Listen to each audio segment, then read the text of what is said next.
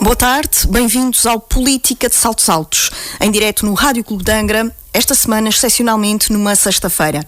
Boa tarde às nossas comentadoras residentes, Graça Silveira, Judite Parreira, hoje estamos sem a Cláudia Cardoso por motivos profissionais. E retomamos um assunto do programa anterior, o Plano e Orçamento Regionais foram aprovados. Judite, apesar das ameaças de não votar a favor, nomeadamente a mais recente do deputado independente Carlos Furtado, os documentos foram aprovados por quase todos os partidos na Assembleia Regional, com exceção do PS e do BE. Boa tarde a todos, boa tarde Andreia, Graça, um beijinho para a Cláudia, que por razões profissionais não pode estar connosco hoje, e boa tarde aos nossos ouvintes.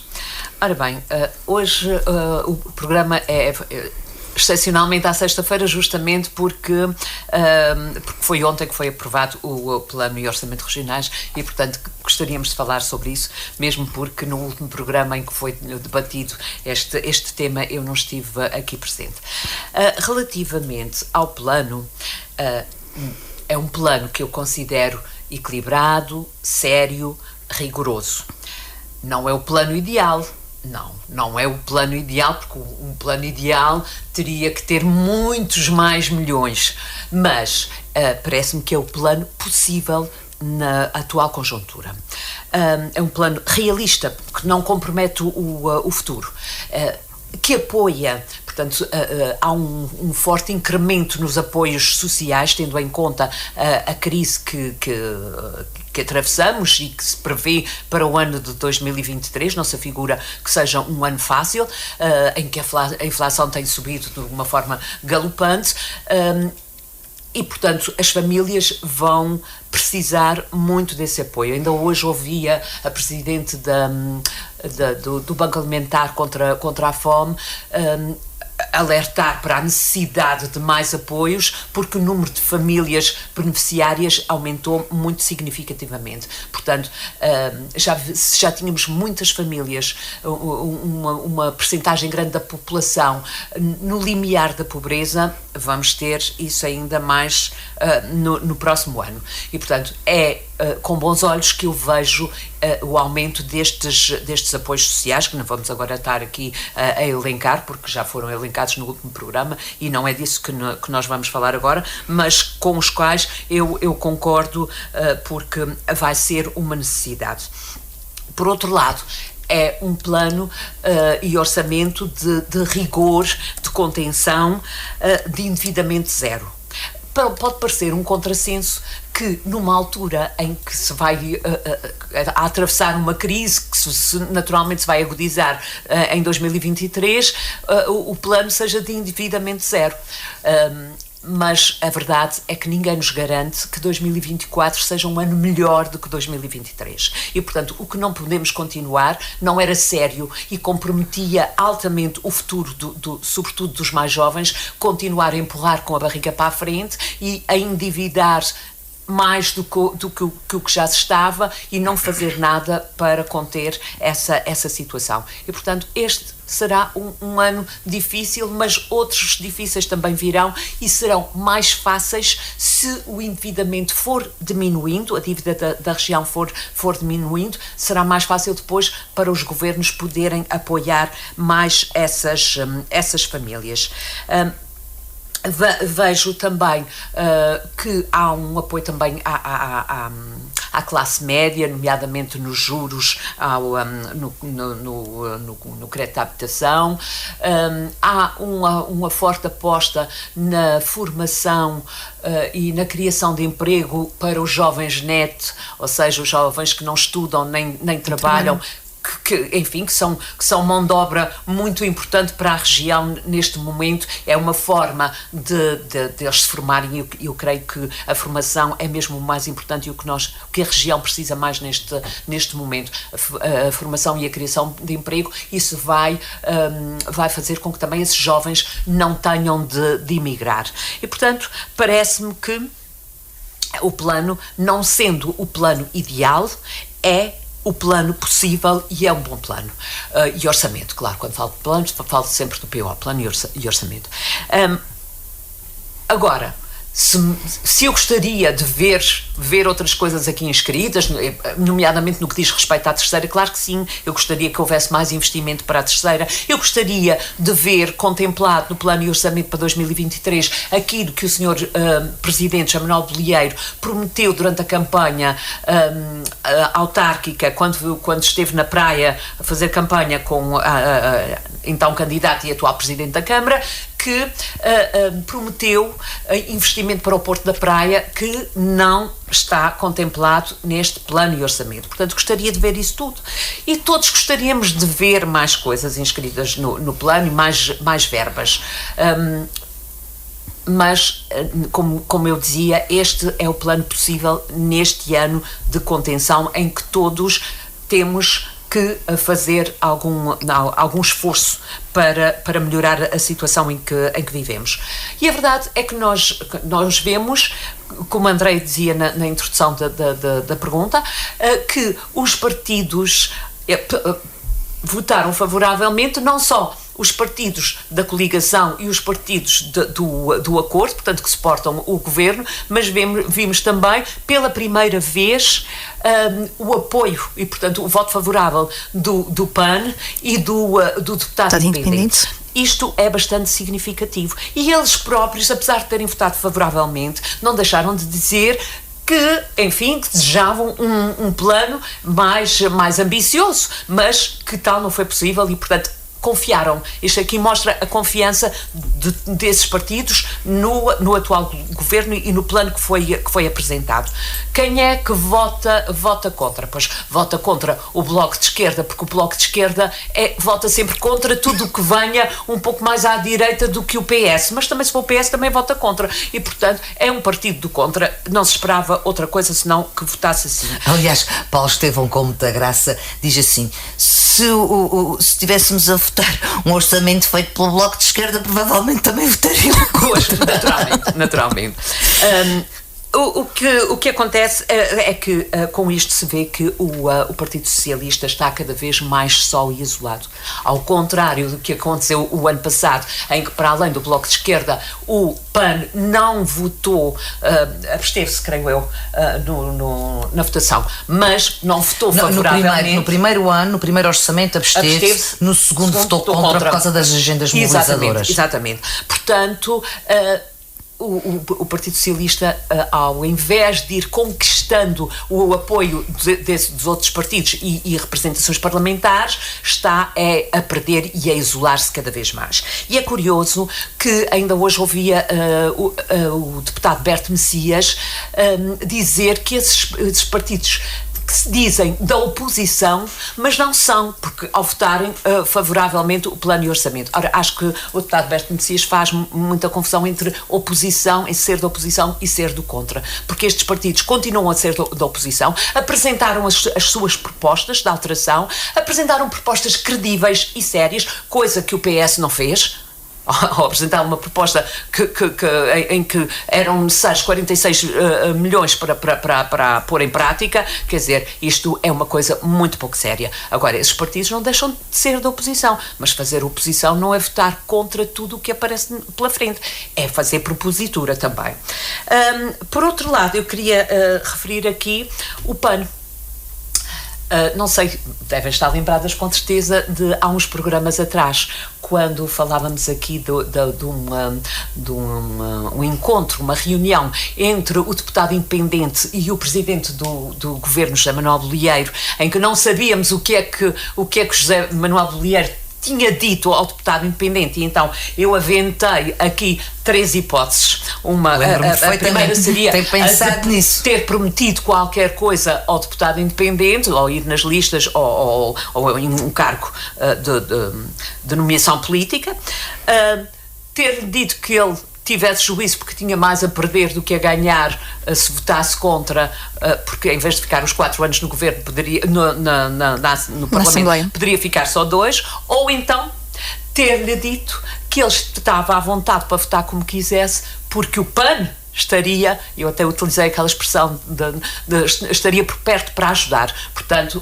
que o PAN estaria já do lado do governo. Ora, parece-me que se vem a verificar exatamente isso. O PAN votou favoravelmente, o PAN apresentou as suas propostas, enfim, foram, creio que todas elas aprovadas, porque eram propostas realistas e propostas que era possível aprovar. E, portanto, com isto vemos que há mais um partido que se revê no governo. Então, mais uma vez eu digo, não e aparentemente um outro espectro político. Completamente diferente. Não tem... Se bem que o PAN não é propriamente esquerda nem direita, o PAN é ambientalista, causas, não é propriamente uma ideologia. Mas eu acho que quando pensamos no PAN, pensamos à esquerda. Mais à esquerda. E, portanto, o que vemos aqui é que quando os documentos são sérios, os partidos, mesmo centro da oposição, revêem-se e apresentando as suas propostas, votam favoravelmente. Com isto eu espero é que a economia dos Açores continue a ser alavancada, que a aposta no turismo continue,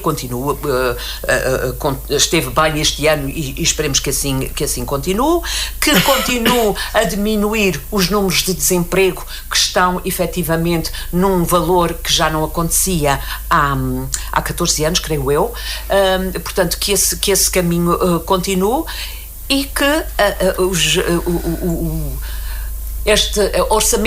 orçamentos como este, enfim, que são um bocadinho restritivos, digamos, que não continuem, mas que também não se volte, porque neste momento mesmo não é possível fazê-lo, que não se volte a gastar para além daquilo das reais limitações, porque isso comprometeria o futuro dos açorianos e, portanto, não é isso que se pretende. Pretende-se que haja que haja planos e orçamentos que sejam sérios e amigos das famílias, para podermos ver os Açores a subir. Graça Silveira, com a aprovação destes planos plano e orçamento, o governo de coligação ganha estabilidade para se manter até ao final do mandato? Bom, boa tarde a todos, a quem nos ouve no Rádio Clube de Angra, a quem nos segue no Política de Saltos Altos, à Judita, à Andreia e um beijinho para a Cláudia. O governo e os partidos da coligação e os de apoio parlamentar têm gerido de uma forma com muitas pinças, com muito diálogo, com muitas cedências, esta estabilidade. Não se pode dizer que há uma estabilidade que se conseguiu com este plano de orçamento, porque essa instabilidade a qualquer momento pode acontecer. Aliás, parte da instabilidade que estava associada a esta aprovação passava exatamente pelo deputado independente que estava, de certa forma, desconfortável, se é que se podemos dizer assim, com a medida de apoio à natalidade que tinha sido proposta pelo Chega.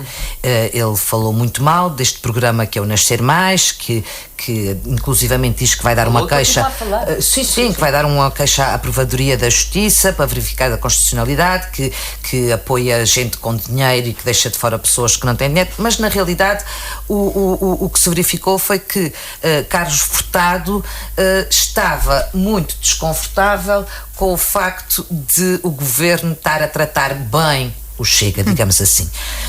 Tanto que nas declarações finais dele, ele retrata-se e diz que percebeu ao longo destes dias de discussão de plano e orçamento que as pessoas têm que ter uma elevação e que não podem ficar presas aos seus egoísmos. Portanto, faz basicamente aqui uma meia-culpa de que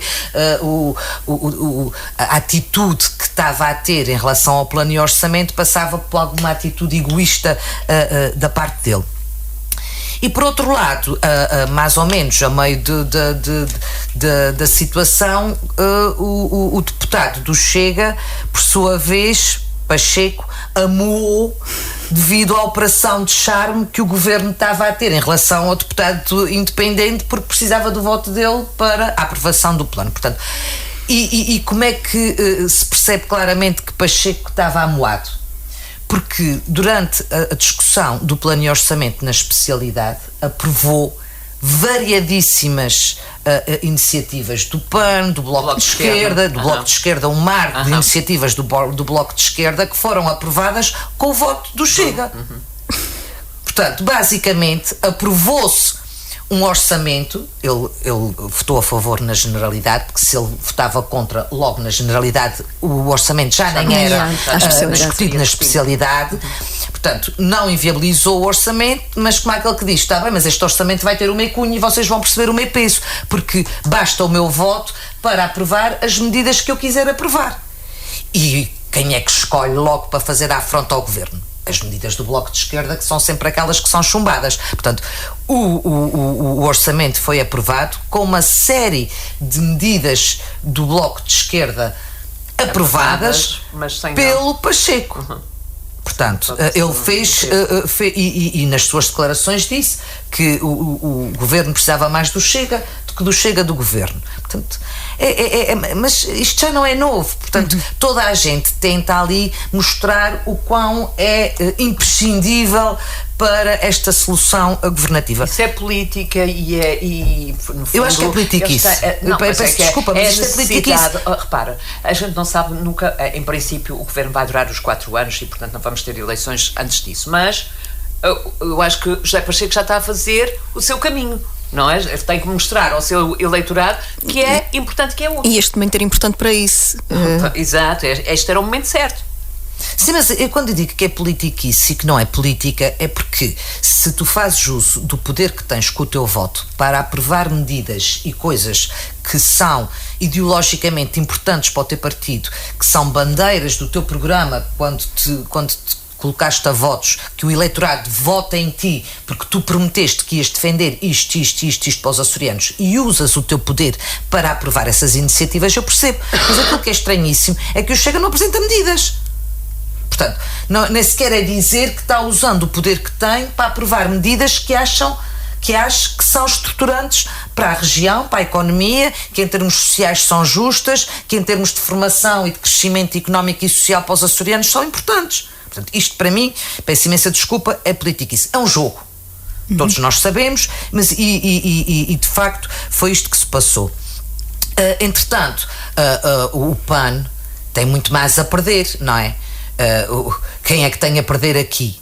O deputado independente, que nas próximas eleições já não tem chancela política, claro. Ou vai pelo PSD, ou não vai por partido nenhum, digo pode eu. Ser absorvido por outro partido. Mas... Ou o PAN, porque se o governo caísse agora, parece-me que os partidos pequenos seriam os mais penalizados, nomeadamente o PAN, enquanto que acho que Barata e a Iniciativa Liberal até se voltaria a eleger, porque isto avaliando pelas últimas eleições para a República, em que Pedro Ferreira teve um excelente resultado. É verdade. Mas adquiriu um novo elemento na terceira, que era importante, porque antes a Iniciativa Liberal estava muito circunscrita a São Miguel, vai buscar um novo elemento, Pedro Ferreira, da terceira. Portanto, há um trabalho político que possa mostrar que há uma probabilidade de uma reeleição. Já o PAN não cresceu politicamente coisíssima nenhuma, não. Pelo contrário, ao nível da República perdeu. Mas pronto. Mas isto é melhor. Mas o próprio Carlos Furtado, da sua declaração de voto final, virou-se para o deputado do PAN, porque o deputado do PAN acusou, já não me lembro bem do quê, que tinha andado a dizer o tempo todo que ia chumbar e que etc, e que afinal tinha aprovado que as pessoas prometem para fazer chantagem, mas depois não cumprem com a sua palavra. E Carlos Furtado, podre, vem a jogo e acusam. Disse que ele estava a votar a favor deste plano de orçamento, estava com medo de ir para casa porque se o governo caísse ele ia... Mas mais depressa vai Carlos Furtado do que o deputado do PAN. Tá bem, mas é assim, o deputado do PAN pode pelo menos ir a votos. É verdade. Mas é exatamente por isso, como é aquela questão que a gente diz, mais uma vez, dá razão à minha teoria. Certíssimo. Eu estou só a consubstanciar essa posição em acontecimentos que ocorreram ao longo da discussão do plano de orçamento.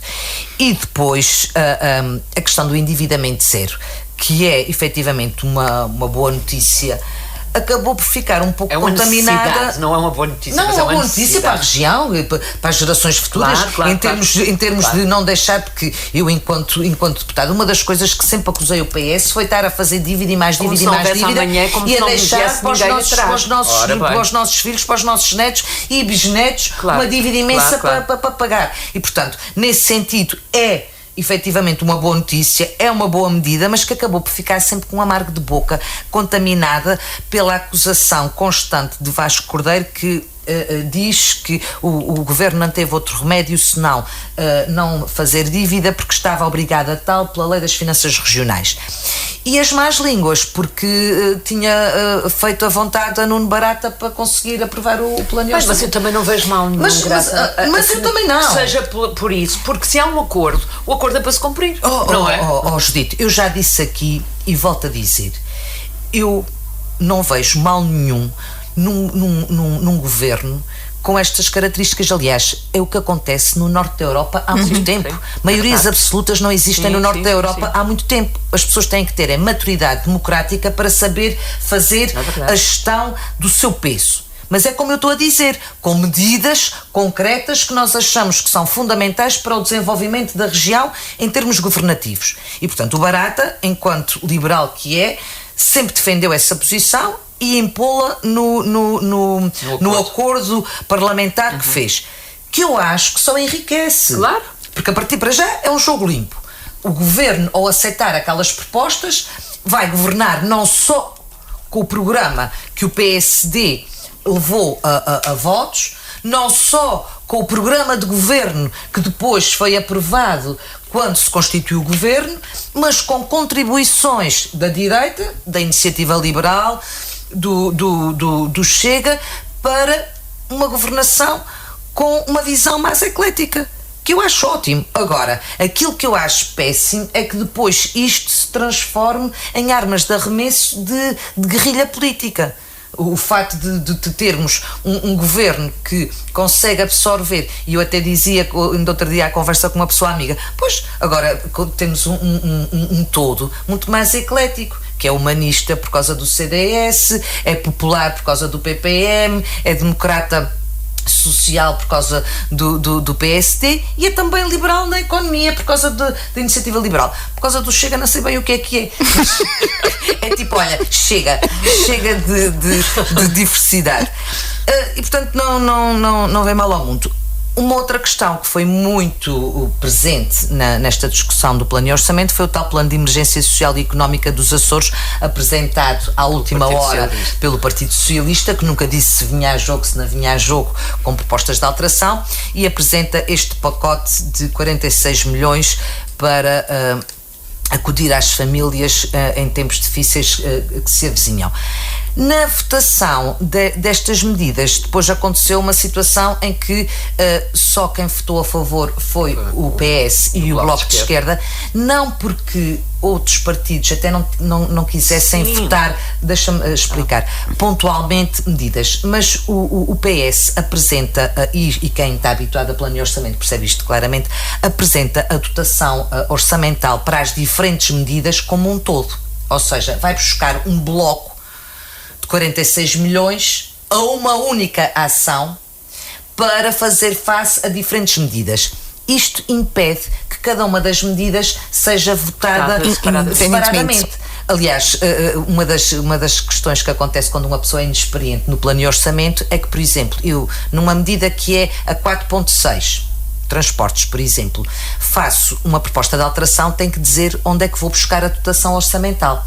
Se eu coloco lá que a dotação orçamental é para ir buscar, por exemplo, a ação 2.1 que está na vice-presidência, automaticamente a proposta de alteração é prejudicada, porque quando estamos a votar a 4.5, a 2.1 já foi votada e eu não posso voltar a votar uma coisa que já foi votada anteriormente. Portanto, quando nós estamos a votar a alteração, a medida em causa e o local, ou seja, no fundo, a ação que estamos a dilapidar verba para poder fazer face àquela medida. E, portanto, isto ficou claro porque o PAN pediu para votar separadamente as várias ações do plano de emergência e o Presidente da Mesa decidiu, e bem, Vasco Cordeiro bateu o pé que era possível, não sei porquê, porque isto é óbvio que não é possível. Foi a leitura da mesa da Assembleia, do apoio dos serviços, e foi a leitura de Duarte Freitas, que é o secretário, que tem a tutela dos assuntos parlamentares, disse muito bem, e eu concordo em absoluto, e portanto não foi possível votar medida a medida, porque se tivesse sido possível, se calhar outros partidos, algumas delas tinham sido aprovadas, até se calhar pelo Pacheco, porque também estava com aquela vontadinha de aprovar tudo da concorrência. Exatamente.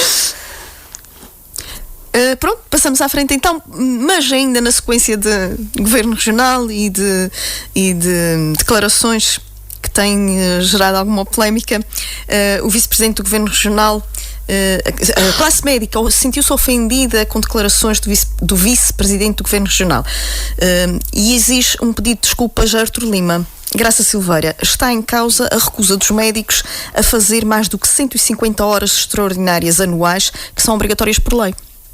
Bom, esse foi outro dos temas que acabou por contaminar também muito da discussão do plano de orçamento. Quando foi a apresentação das medidas no plano de orçamento para a saúde, a determinada altura o deputado do PAN levanta a lebre, faz a abertura das hostilidades e pergunta diretamente ao vice-presidente se ele estaria disponível para pedir desculpa, porque na realidade o que é que aconteceu?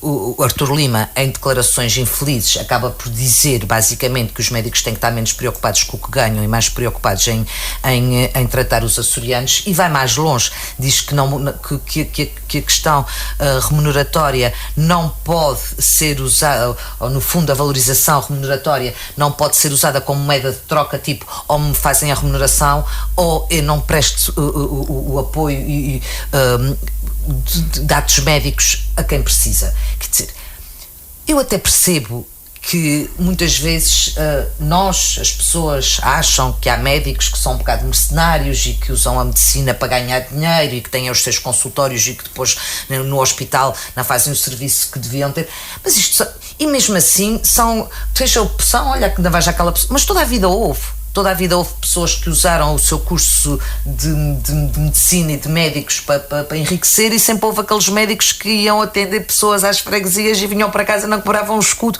porque se sentiam mal de estar a pedir dinheiro a pessoas que não podiam pagar. Continuam a haver médicos que atendem as pessoas no público e depois as aconselham a ir aos seus próprios consultórios. Catalisam amanhã ao contrário. Há de tudo. Agora, não pode Artur Lima a falar no papel de vice-presidente, fazer uma acusação destas que acaba por ser institucional, e não é um médico, é dois, é a classe médica em geral. Sua generalidade. Há aqui dois problemas desde logo, pelo facto de não ser uma opinião da A, B ou C ou D, não é a opinião de Artur Lima, é a opinião do vice-presidente, que está a prestar declarações à margem do Conselho de Governo, portanto, vestido dos pés à cabeça de vice-presidente, portanto, torna uma opinião do governo, e depois não é em relação ao médico A, B ou C ou D, é à classe médica.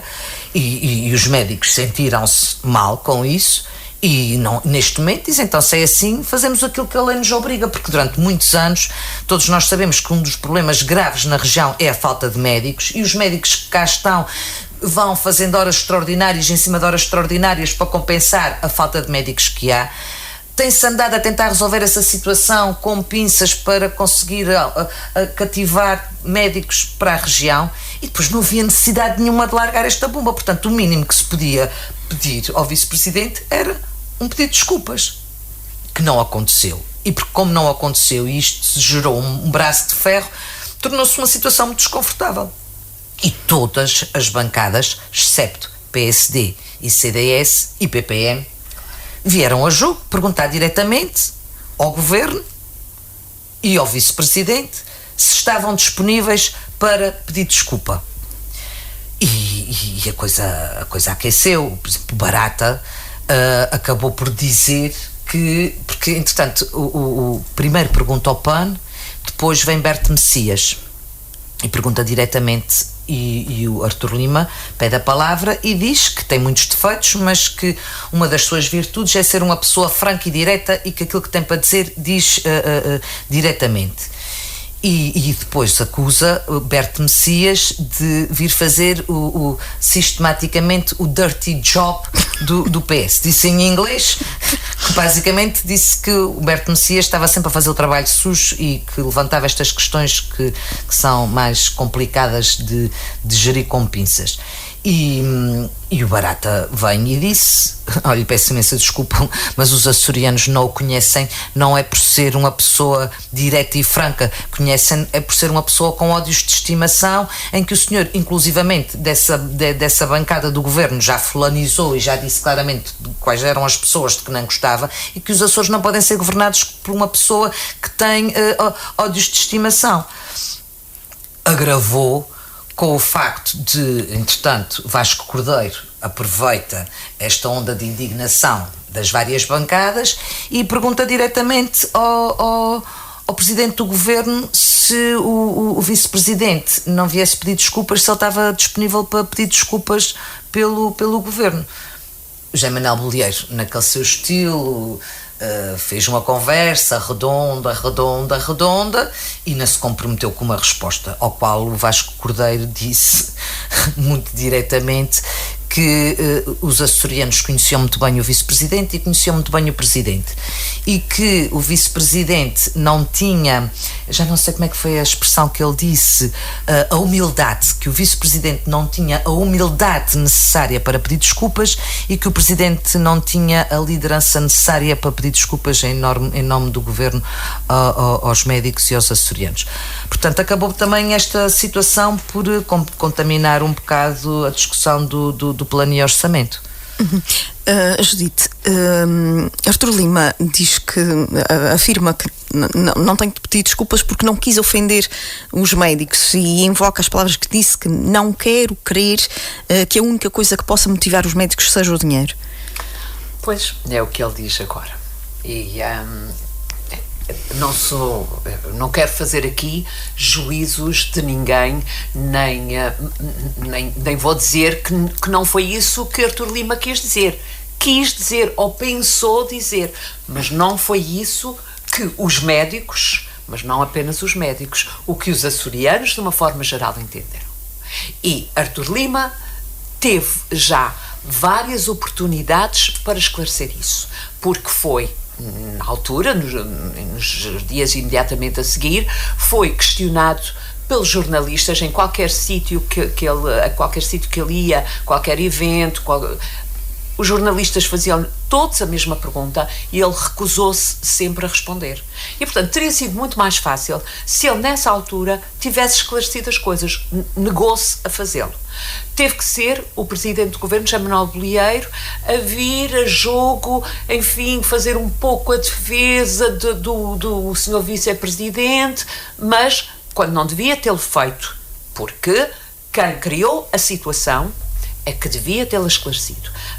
O senhor vice-presidente é vice-presidente, mas não quem tutela a saúde é o senhor secretário da saúde. O secretário da saúde estava a tentar resolver este assunto com os médicos e estava tudo muito bem encaminhado. Havia um grande número de médicos disposto a negociar e portanto, a fazer mais do que as 150 horas que são as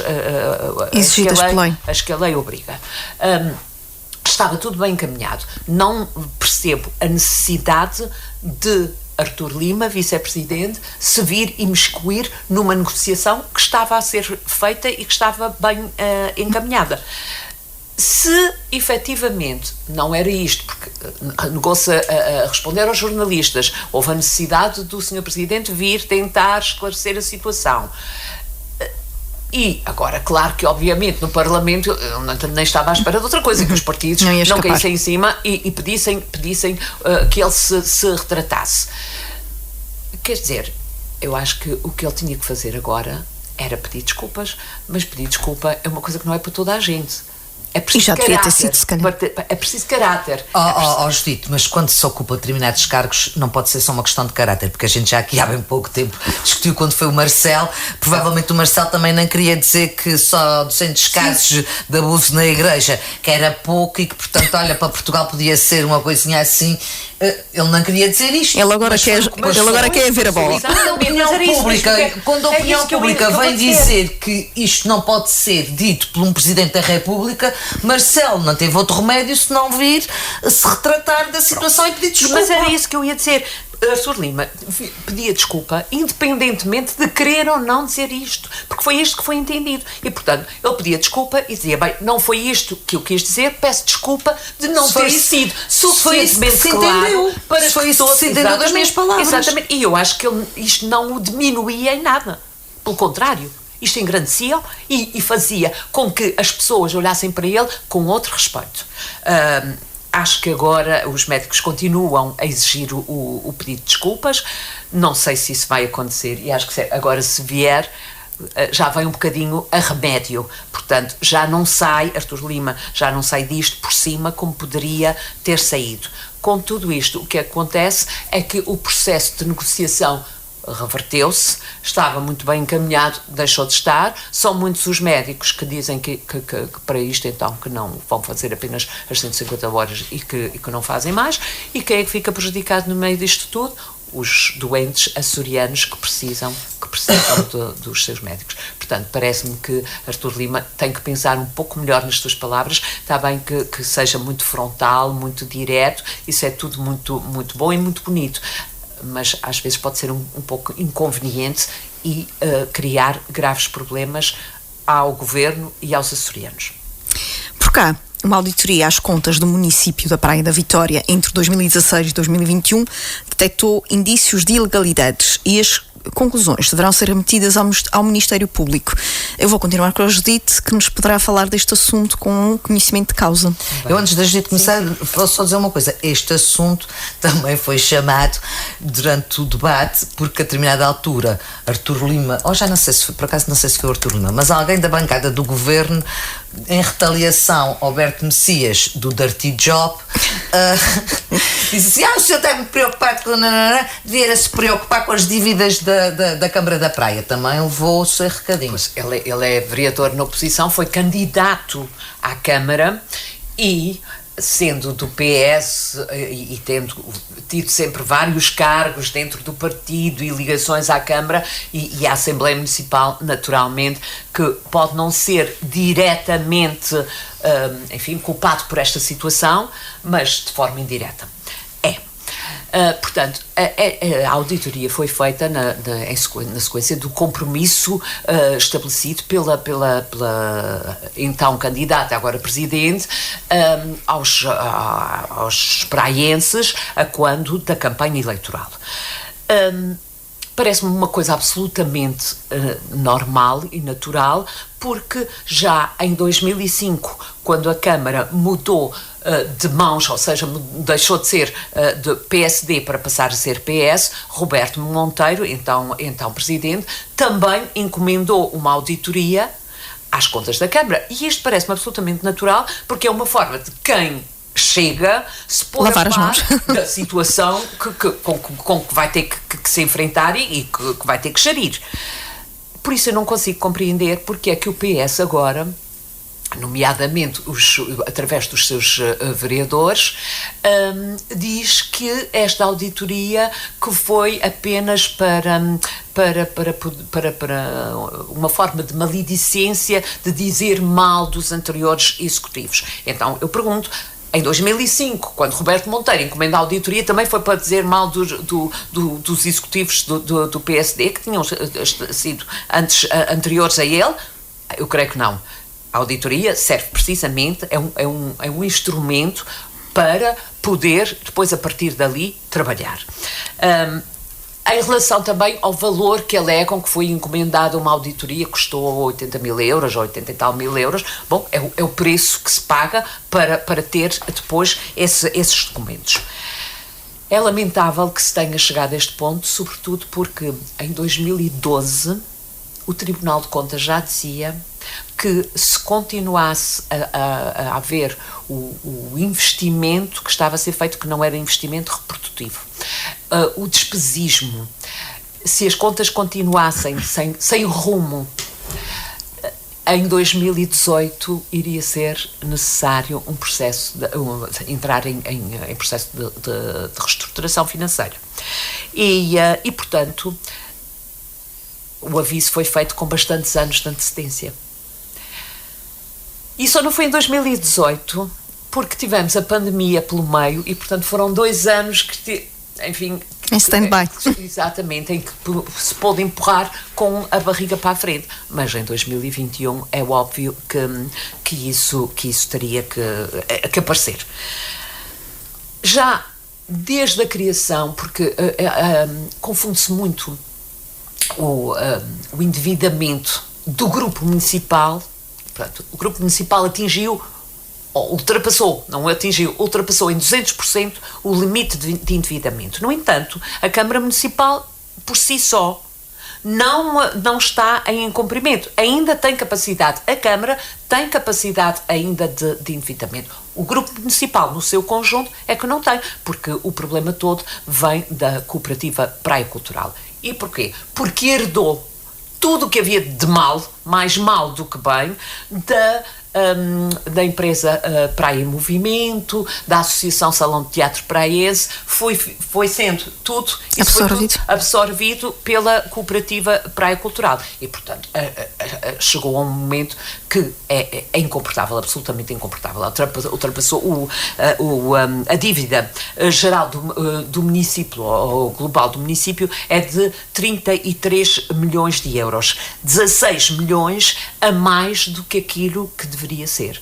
Ora, é óbvio que quando isto acontece e quando o atual executivo se depara com esta situação, que já sabia que havia problemas financeiros, todos sabemos disso. Aliás, quando a Praia em Movimento foi criada no final de 2006, se não me engano, já nessa altura o PSD, enfim, não concordou porque era uma empresa demasiado abrangente, que era quase uma segunda Câmara Municipal, e já se desconfiava que ali pudesse estar a nascer um problema. E, portanto, fomos sempre avisando. Éramos vistos como os profetas da desgraça, como não percebíamos nada de contas, não sabíamos nada daquilo, enfim, fomos sempre um pouco maltratados. Mas foi um alerta. Não queríamos o mal da praia, não queríamos que deixasse de haver investimento na praia. Queríamos contas controladas para que o futuro dos praenses não fosse hipotecado como está neste momento. Na verdade, neste momento, agora decorre da lei, quer dizer, não há hipótese de fazer outra coisa. A capacidade de endividamento foi em muito ultrapassada, a dívida tem que ser paga e portanto, tem que ser tomadas medidas drásticas. É evidente que as medidas que vão ser tomadas são medidas que nenhum executivo camarário gostaria porque exatamente, são impopulares e, portanto, nenhum executivo gostaria de as tomar. Ou seja, são medidas que não se tomam de ânimo leve, ao contrário daquilo que diz o PS, que é o mais fácil, que diz que o que vai ser feito, enfim, a redução do número de colaboradores, o aumento, porque é inevitável o aumento de impostos, de taxas municipais, a redução no investimento, que isso é o mais fácil. Então, se o PS acha isso, gostaríamos de que nos apresentassem medidas concretas daquilo que se deve fazer. O que o PS diz é que é preciso arregaçar mangas e trabalhar, que é preciso olhar para o futuro com ambição, mas isso não nos dá absolutamente nenhuma indicação daquilo que deve ser feito. Obviamente que neste momento o Executivo Camarário anda em conversações com os sindicatos no que à eventual redução de trabalhadores diz respeito. porque os sindicatos têm uma palavra a dizer e tem que ser mesmo assim. Portanto, acho que têm que ser tomadas as medidas corretas agora, de uma vez por todas.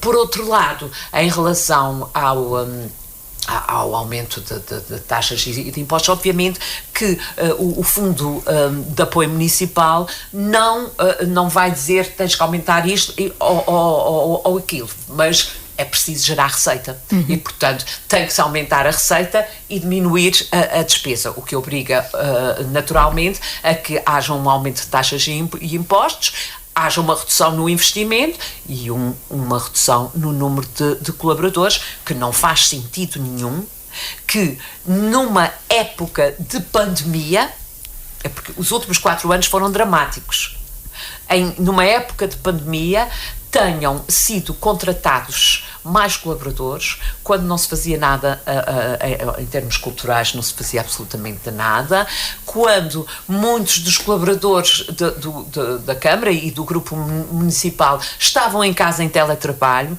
Como é que se justifica contratar mais gente? Isto é um problema muito grande, porque estamos a falar de pessoas, não estamos a falar de números, estamos a falar de pessoas. É a vida das pessoas, é a vida destes trabalhadores que não sabem, estão numa situação em que não sabem, porque ainda não se sabe muito bem, portanto está a ser definido com os sindicatos como é que vai ser feita esta redução e, portanto, cada um tem a legitimidade de pensar, será que sou eu? Numa altura em que a crise já é grande, portanto, lamento muito por estes trabalhadores que foram enganados, que foram induzidos em erro, que lhes fizeram crer que estavam ali para sempre, que eram muito necessários e que nada iria acontecer. Uma Câmara com a dimensão da Câmara da Praia, quando eu falo de Câmara é sempre o Grupo Municipal, não pode ter mais funcionários, ou não faz sentido ter mais funcionários do que a Câmara de Angra. Isto é uma coisa que entra pelos olhos dentro. Lamento muito por essas pessoas que me dizia, e lamento muito pelos praienses que, sem culpa, vão ter agora que pagar, através dos impostos, através das taxas, e de uma redução no investimento, vão ter que pagar por isso. Do Partido Socialista e dos outros, enfim, nomeadamente no que diz respeito à Assembleia Municipal, do grupo de cidadãos eleitores, espera-se agora que sejam verdadeiramente amigos da praia, que se orgulhem da praia, que considerem que esta é a nossa praia e que precisa, que é a altura de que a praia de quem todos nos orgulhamos, que todos amamos, precisa de ajuda. Então, sobretudo quem esteve do lado do problema, seja agora parte da solução e ajude a resolver uma crise que vai atingir a todos e que ninguém queria. Graça Silveira, esta auditoria à Câmara da Praia revela que o executivo anterior terá tido despesas como, por exemplo, ter pago €500 mil em faturas não registadas e gasto, por exemplo, €4.000 em canetas de luxo. Bom, eu tenho que fazer este ponto da situação aqui. Nós geralmente temos sempre algum peso, as comentadoras, de termos aqui sempre situações de contraponto para não ficar a coisa só de um lado. E eu vou ter que, tenho muita pena, fazer o outro lado.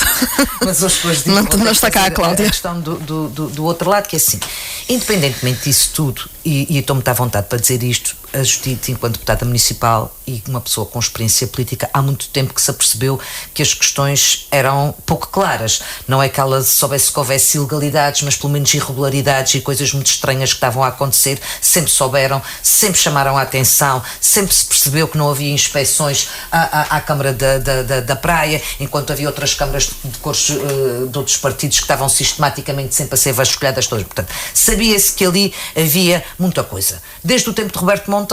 Só que durante o tempo do Roberto Monteiro havia aquela coisa, que isto é sempre importante distinguir, se a dívida resultava única e exclusivamente de uma gestão danosa ou se era de irregularidades, não sei mais, ou se aquela dívida constituía efetivamente investimento para o município e os municípios ganhavam com isso. Mas houve investimento.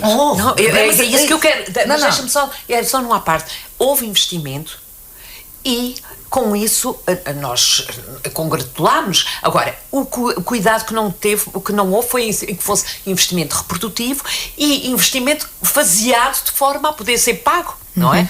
Mas isto para distinguir o que é durante tanto que depois, quando ficou esta situação, havia um movimento na praia tipo volta Roberto Monteiro, que estás perdoado, porque pronto, tinha feito dívida, mas tinha feito dívida para bem do município. Era um bocadinho esta ideia que se passava. E, portanto, entre a dívida para investimento e dívida de despesismo, de gestão danosa, tem que haver uma distinção. E esta auditoria foi dos últimos 4 anos, não é? Basicamente, esta auditoria foi dos últimos... Até 2021. Foi nos últimos 10 anos. Dos últimos 10 anos. Pronto. Que não trouxe nada de novo. A dimensão do rombo já se sabia, as ilegalidades e as irregularidades agora passaram a ter nome. E se isto continuar a ter o processo que vai ter, há de ter também responsáveis. Mas isso não resolve o problema dos praenses. É preciso arranjar maneira de que a situação se resolva. E eu digo isto, custa-me dizer, mas é a minha opinião, quer dizer, com um executivo experiente, competente, com visão, já isto seria uma situação muito difícil. Sem isso, eu tenho muita pena, mas é quase impossível. E uma das críticas que é feita pelo grupo de independentes é porque é que não se continua, e a Judite se calhar pode até explicar isto melhor, porque é que não se continua com a reestruturação financeira que estava em curso, em vez de... Não estava em curso. Pronto, mas poderia... Mas é porque há estas duas coisas em cima da mesa. Supostamente deveria ter dado início em 2018 e não deu. Pronto, mas que pode acontecer. E eu tenho sempre estas duas situações e que o tempo vai dar razão. Quando mudam as câmaras, ambas, as de São Jorge, a da Calheta e a de Velas, Luís Silveira, do CDS, pela primeira vez o CDS vai para a frente da Câmara, tinha uma dívida brutal. A da Calheta igual. E era o Décio que era independente. Portanto, era tudo, vamos escrever de novo, e ambos herdaram dívidas enormes. O Décio optou pelo programa de saneamento financeiro. O Luís Silveira, na altura, lembro-me tão bem, ele não dormia, ele andava numa aflição e ele resistiu sempre ao saneamento financeiro. Ele dizia, eu vou tentar, se eu não conseguir, está sempre lá, está sempre lá. Mas era enorme, e com situações gravíssimas, a das velas, e ele pediu ajuda de gente experiente na altura, porque nós tínhamos autarcas do CDS lá fora, e eu lembro perfeitamente que ele pediu ajuda, aconselhamento, e várias vezes disseram ao Luís, tu se calhar devias pedir o programa de saneamento financeiro, até porque depois te protege, e não sei o que mais. Ele nunca quis. Ele disse, isso está sempre em cima da mesa, vai ser sempre um expediente que eu posso usar se perceber que falhei e que tenho que ir para isso. E andou, e muitas noites mal dormidas, e processos financeiros, de coisas gravíssimas também, que estavam em cima da mesa. A verdade é que passados 8 anos, Velas está fluorescente e a Calheta não conseguiu sair da cepa torta. Porquê? Porque o programa de saneamento financeiro amarra imenso um município. Não é só a questão de como a Judite estava a dizer há pouco, de que é obrigada a fazer menos dívida e a ter receitas, mesmo em relação não quer dizer que vai aumentar as taxas aplicadas. Não foi o que disse, tem que ter receita. E não é só isso, sob um programa de saneamento financeiro, perde a possibilidade de fazer algumas benesses, nomeadamente em relação ao IMI, por exemplo, lembro perfeitamente que ao fim de 4 anos, ao fim de 4 anos o Luís Silveira abdicou do IMI e fez aquilo que se chama o IMI, devolvia porque há essa possibilidade da Câmara devolver aos municípios uma percentagem do IMI que cobra, etc, etc. Portanto, há uma série de coisas que, sujeito a um programa de saneamento financeiro, tu não podes ter. Eu percebo a posição da Judite, mas a verdade é que há um ano atrás, quando se concorreu à Câmara da Praia, sabia-se o que é que estava a concorrer. Foi o que eu disse, sabia-se que as contas não estavam bem, mas não se sabia. Mas para pedir uma situação destas é 200%, ultrapassaste o limite de endividamento em 200%. A Vânia mal toma posse, a primeira coisa que diz é que vai pedir uma auditoria. Portanto, ela sabia muito bem, porque desconfiava. Pronto. Pois. Tudo certo. a questão é, o que é que não se sente num pulso de uma pessoa com determinação, com vontade, dizer, pá, está tudo difícil, porque geralmente as alturas de grandes, e costumo dizer, ocasião, a dificuldade aguçou o engenho, ou seja, quando os municípios percebem que aquilo está tudo de rastro, está tudo de uma desgraça, as pessoas tornam-se muito mais flexíveis e muito mais permissíveis e muito mais abertas a ideias diferentes, até tapafúrdio, as coisas que antes dizem, mas aquela mulher é doida, agora vai fazer isto. As pessoas tornam-se muito mais disponíveis para criatividade, para coisas ainda diferentes. Ainda não anunciou. Não estou a dizer o contrário. Portanto, sinto muita discussão no deve e no haver, de quem é que foi. Porque a gente já sabe quem foram os responsáveis. Foi uma primeira fase, os responsáveis foram os socialistas. Por isso é que eu disse, numa primeira fase é isto, e agora vamos dar as mãos todos. Caçar as mangas. Agora é a altura de todos dar as mãos e o executivo se chegar à frente. Você lembra perfeitamente, na altura, o Luís Silveira disse assim: tem montes de funcionários, pois eles vão ficar, mas vão trabalhar. E ele remodelou as oficinas todas. Porque se mantém os mesmos. Não, Graça, não é. No caso da praia, no caso concreto da praia, se mantiver os mesmos funcionários todos, tem o dinheiro que há só chega para pagar até maio. Mas já é bem esticado. E não faz mais nada. Não estou a dizer o contrário, mas podes gerir, pôr alguns fora, ficar com outros, gerir os pagamentos de subsídios de férias, daquilo e daquilo. Com os sindicatos. E, por exemplo, lembro perfeitamente na altura, a Câmara de Velas adjudicava imensas coisas para fora, que eram encargos, e que passou a se tornar autónoma a fazer. As pessoas estão lá, em vez de as mandar para casa para o desemprego, então vão aprender a fazer. E reorganizou os serviços. Claro, pronto. Mas é assim, mas isto, eu digo isto com uma enorme admiração, porque as pessoas sabem que eu gosto, mas é assim, o Luís Silveira vive para aquilo. Ele não tem vida para além da política, ele não tem vida para além da Câmara. Portanto, é uma situação difícil, é uma situação que precisa mão de mestre para uma embarcação que está no meio de uma tempestade. E pronto, e até não quero estar a ser aqui, até a Vânia pode nos surpreender. Claro, mas ainda não sabe concretamente quais são as medidas que vão ser tomadas. E eu falo muito de fora, eu estou muito à vontade para falar porque eu falo de fora. Não a conhecia antes, não a pessoa com quem tenha trabalhado, mas de quem veio de fora. Não sinto que ela tenha esse driving que vai ser necessário. Vamos ver, eu mas espero que ela se revele e espero por ti e pelos praenses e pela terceira e por todos nós. Sim, porque este mal de um conselho também não é... Às vezes nas situações de grandes dificuldades as pessoas acabam por se revelar e espero bem que sim. Vamos terminar este programa a acreditar na praia. Foi o Política de Saltos Altos, extraordinariamente numa sexta-feira. Voltamos em 15 dias, na quinta, às 13. Bom fim de semana.